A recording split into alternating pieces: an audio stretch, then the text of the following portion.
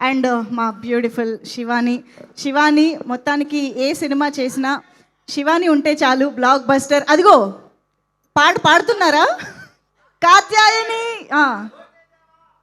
ఇంకా చేయలేదు. ఎంత ప్రేమండి మీ అభిమానులకి మీ మీద. ఎక్కడికి వెళ్ళినా ఈ క్వశ్చన్ వస్తుంది కదా. అంతకుముందు ఎవరైనా పట్టించుకున్నారా అసలు మిమ్మల్ని? మరీ ఇంతగా లేదు కదా.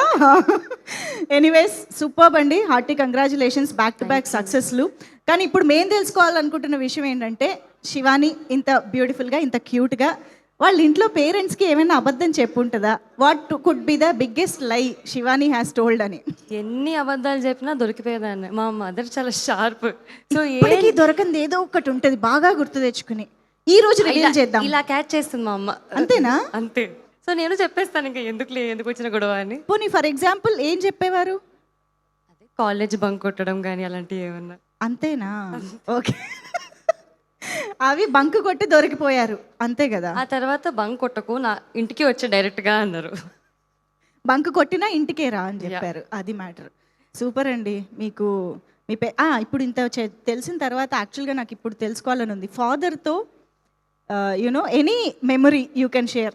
అది ఇమోషనల్ అయ్యి ఉండొచ్చు, ఫన్నీ అయ్యి ఉండొచ్చు, ఏదైనా సరే. ఎందుకంటే ఈ సినిమాలో మేము ఫాదర్గా బలవంత్ గారిని చూడబోతున్నాం కాబట్టి. So your emotion or memory with your father.